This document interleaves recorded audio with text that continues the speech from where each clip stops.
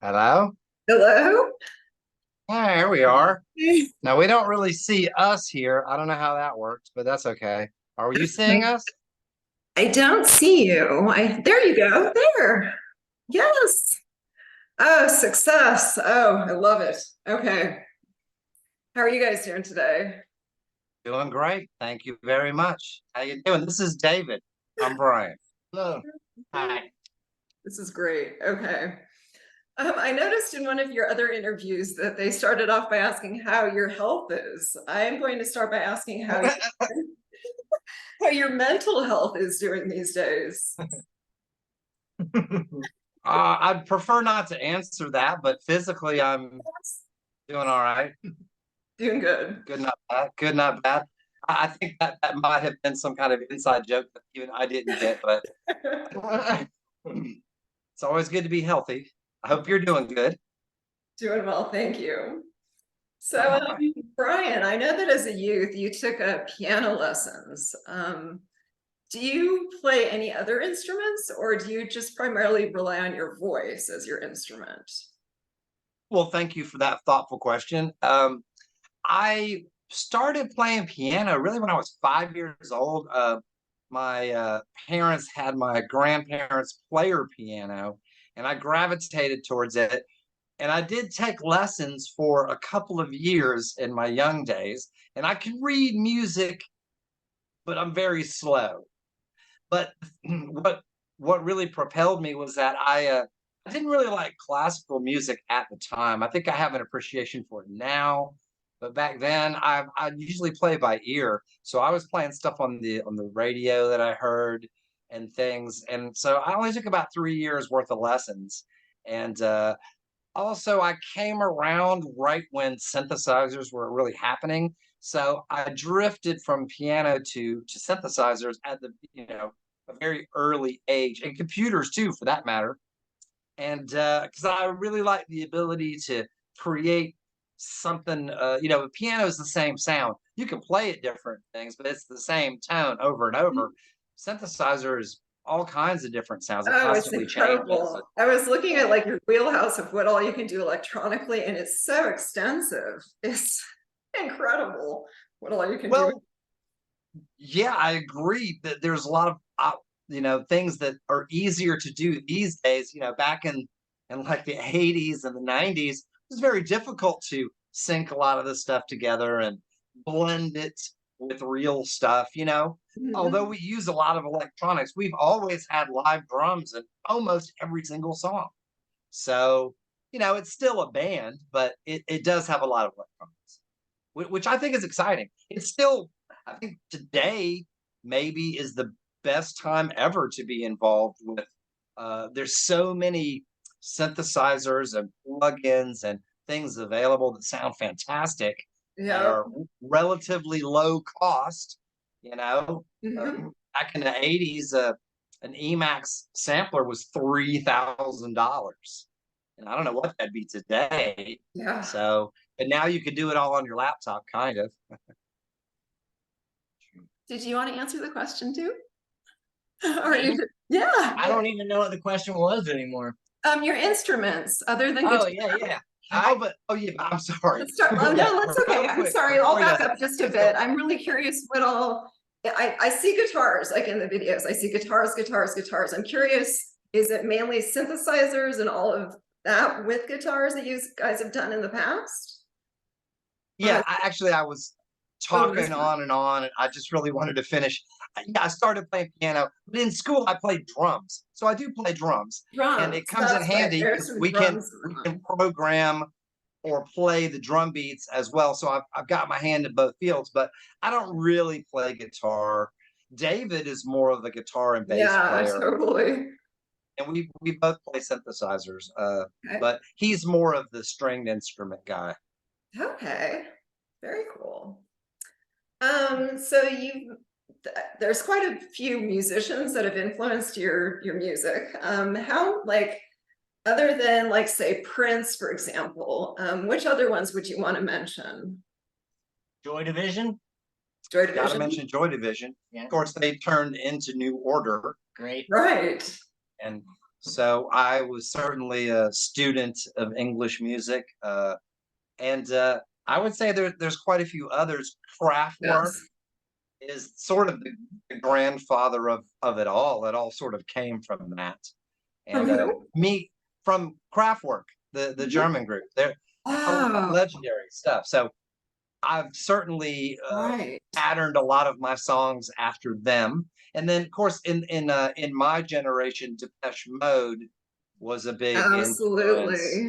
Still is. Oh, still huge. Yeah. In fact, I'm even in one of their videos. That's doesn't even sound real, but it is.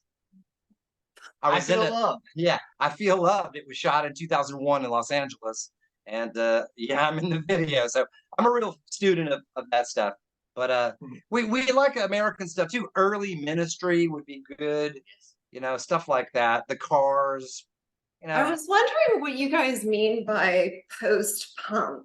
Like, you mentioned that concept quite a bit, and I'm just not quite as with it with the punk scene. Like, when did it actually end? Well, I mean, the whole punk thing started pretty early, around 75, but by, you know, bands like Susie and the Banshees and The Cure, that's post-punk, you know? Okay. Yeah, it's like when the punk scene ended, I guess that would have been like in the very late 70s or early 80s. And everything after that was referred to because, you know, instead of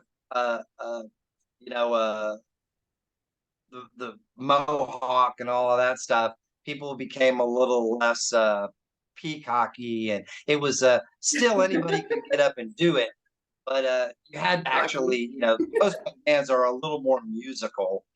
They have a lot more melody and things that punks weren't really interested in. Joy Division, they were definitely post-punk. So. Yeah, they were basically the prototype, but also a lot of bands spawned out of that. Bauhaus, a big influence of ours. In fact, we have a couple of the members of Bauhaus on our record. So, you know, we're definitely into post-punk, but I think you would consider what we do more dark wave.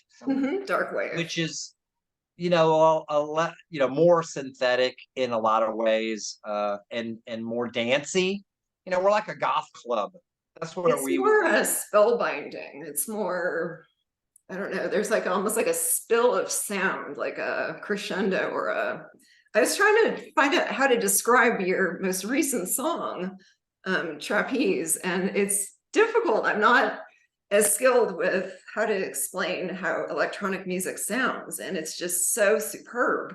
I think that's good. I need to work on that. That's a good thing. I think for that song, you know, my inspiration was like, it's like Sisters of Mercy and Thrill Kill Kult. You'll notice it has a real strong, you know, bass line in it, and it's a real up-tempo song. You know, most of this record, for whatever reason, is more mid-tempo, but that's certainly one of the faster songs, and maybe not as complex as some of the other songs, but I think it has a place on the album. It fits in really well. It's a great live song too. Great. Where's your favorite place to play live? Well, most of the gigs I played in LA, I hated. Like, I really hated even like the Viper Room, all those venues. Viper Room's the worst gig in town. Like, nobody ever goes and says, "Hey man, what are you doing on Friday night? Let's go to the Viper Room and hang out." It never happens. It's always like, "Dude, come down, my band's showcasing. We need some people there." Like, it's not really a destination, not for locals anyway. I mean, every once in a blue moon, but yeah, I know it's gone now, but I tell you what, or it's going to be gone. But I don't know. We did a lot of terrible gigs and some fun gigs too. But you know, we have toured internationally. We toured Italy, you know, playing in Milan in front of thousands of people. I mean, that's really otherworldly. So you know, we have, and I travel a lot with other things that I was doing. But I don't know. Sometimes the smaller gigs for us are better because you're right there with somebody. Say if you're on a festival stage or up on something, you're a million miles away. Yeah, I like being real, where you can connect with people. intimacy.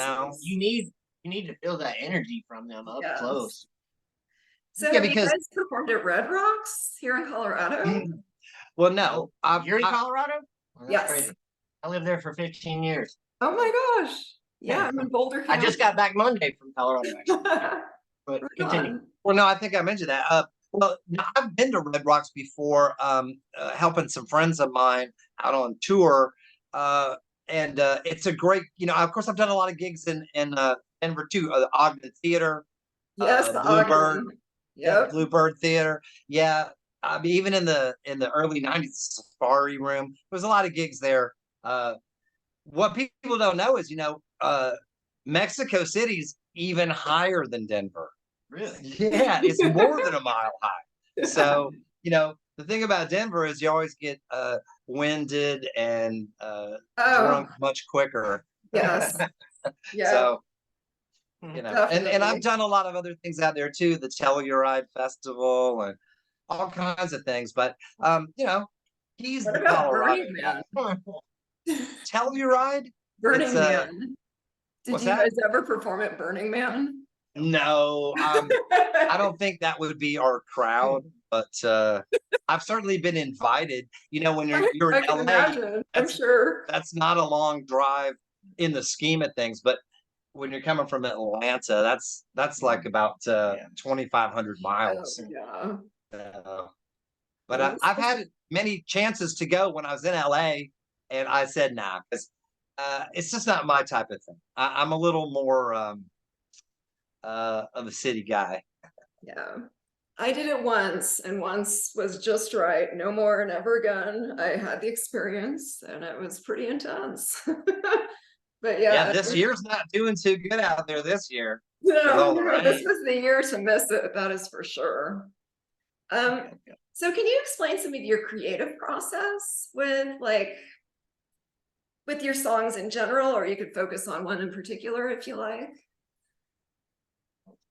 Well, for this particular record, we did a lot of writing of songs together. We were in studios. We also rented hotel rooms. We had a thing where we were all sitting around. And so it wasn't just like one person writing a song and the other putting something on it. For the first time in a long time, a lot of the songs were done all together. And I think that really helped out a lot. It's a little more of an organic record than some of the previous ones. This is our 5th album. Yeah. We have an EP. How long has it been? Was it like there? 10 years since the last one, or 12 years since the last one? Well, 2012 was the last release. And of course, it wasn't released in the United States. Our label was, at that time, was in Bordeaux, France. So it was just released in Europe. And so we hope to go back and release that last one. The guy that on our last record that played drums, Roy Mayorga, is the drummer for Ministry right now. So cool. Yeah, we have a lot of great stuff, but we're really focused on this album because this record, again, is got more of a band feel, I think. And we did a lot of things that we never did before. We have harmonica on the record, and there's a lot of theremin. The harmonica. Horns. We had our brother James Hall from Marry My Hope played trumpets. The trumpet. Yeah, I remember reading about the trumpet. Crazy. We never did that nice before. Touch. So we certainly haven't, but I think the process was we came up with the song, and of course we fleshed it out a little bit. And as I said, every song except one has live drums, so that's an important thing. We're not just a track act. We use a lot of things, but we're still a band at heart. We're a 5-piece band.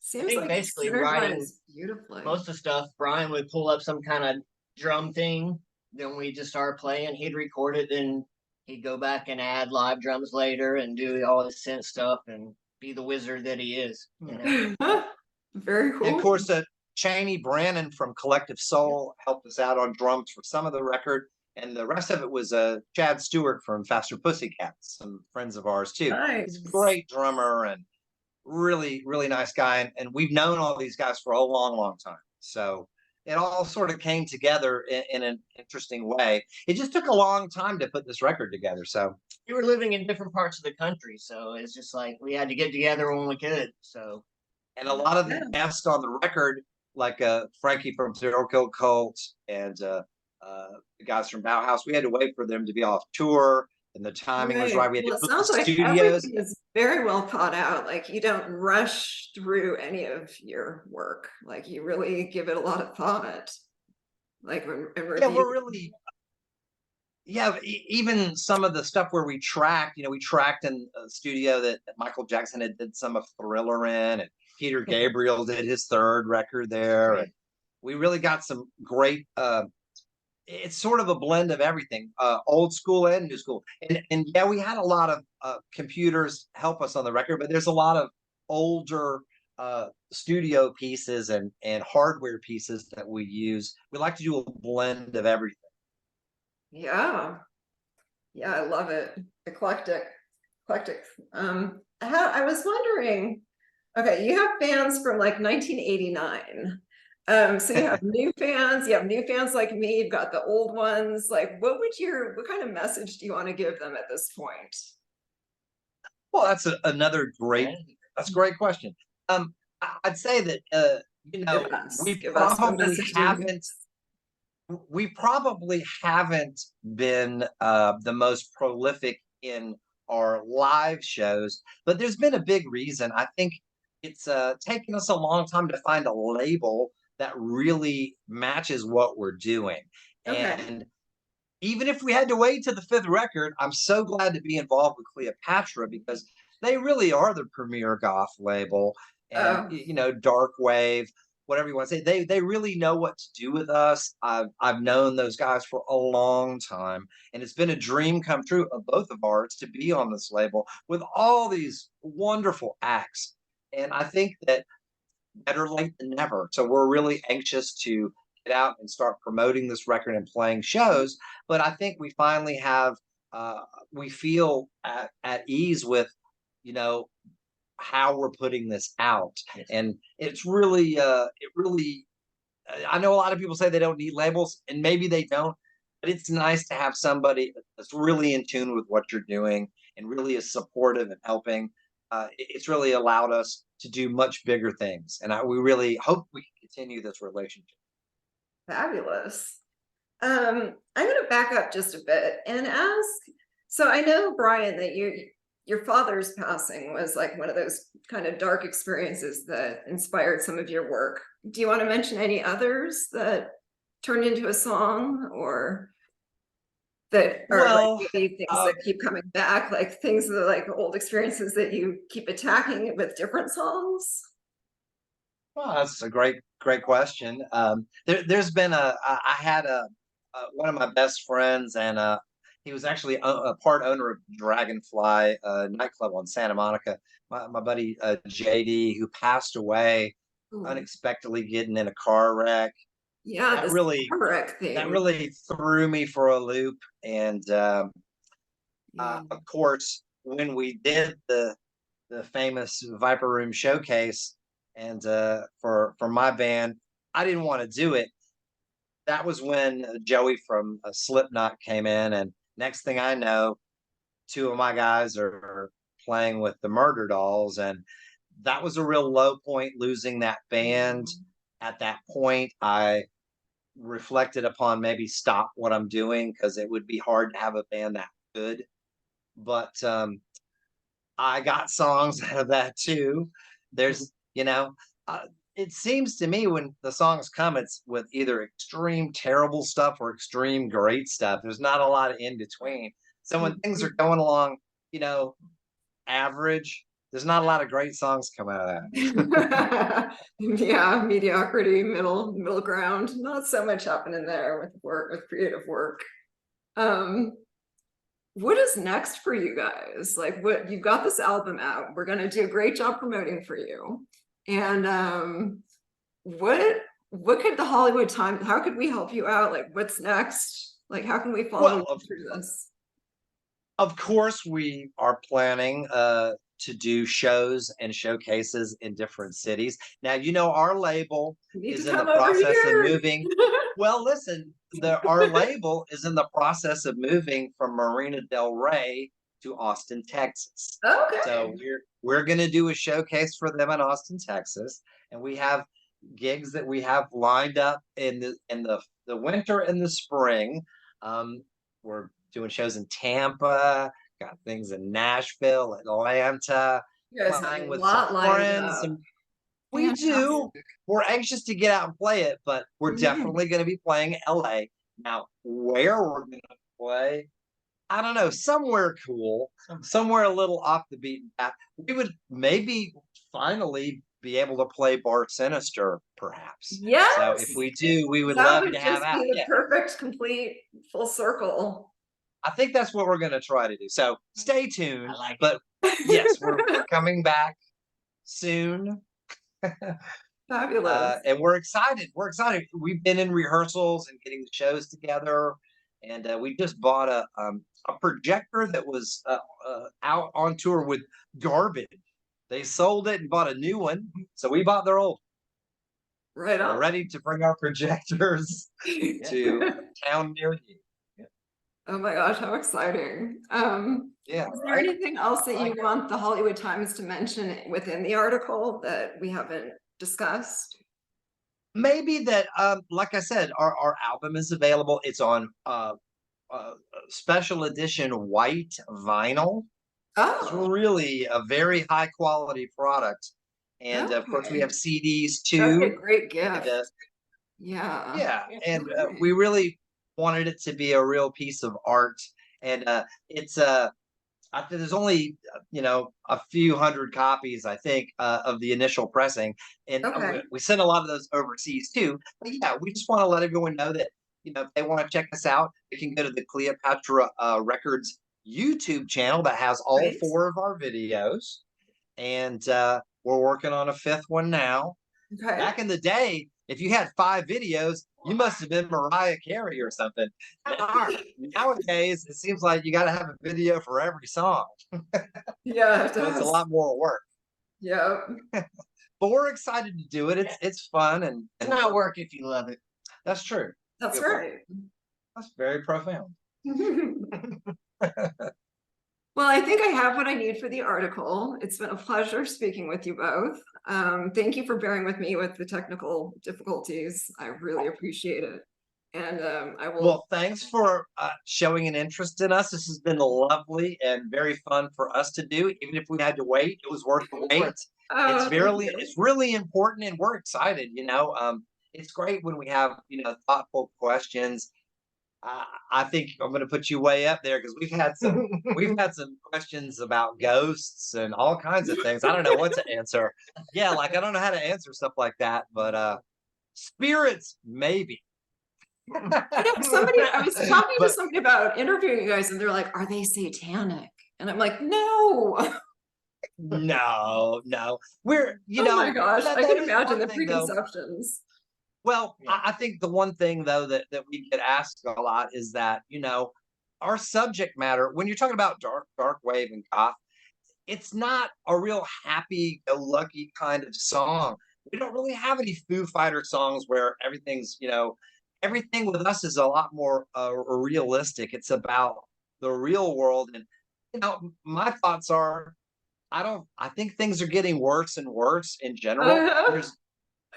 It's okay to clue in on that angle. We're not gloom and doom, but we're, I think if you want a feel-good song, there's plenty of people like Lenny Kravitz and, that you can go listen to. Yeah, to feel good. We're really delving in darker subjects, and, death is a part of life.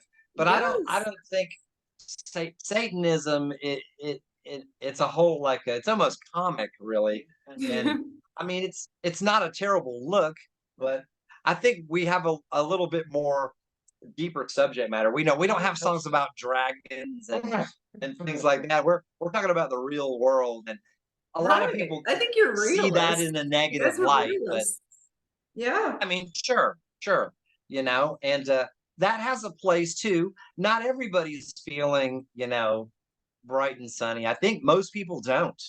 And all these songs like Big Pimpin' Spinning G's, that's like 0.0001% of everybody. Most people are way on the other end. I think that's more of our audience. Okay. Well, thank you so much, you guys. I'm going to give myself about 48 hours to come up with this article. I'm going to run it by you before I have it published, so you can correct any mistakes or any misinformation. Okay, So well, that's very kind. Hopefully sooner than that. I should have it ready for you. But I'm happy for it to have any feedback. I can incorporate whatever changes you like. I really want to help you guys out. Wow, that is very kind of you, and it's so kind of you, and it's been such a fun thing.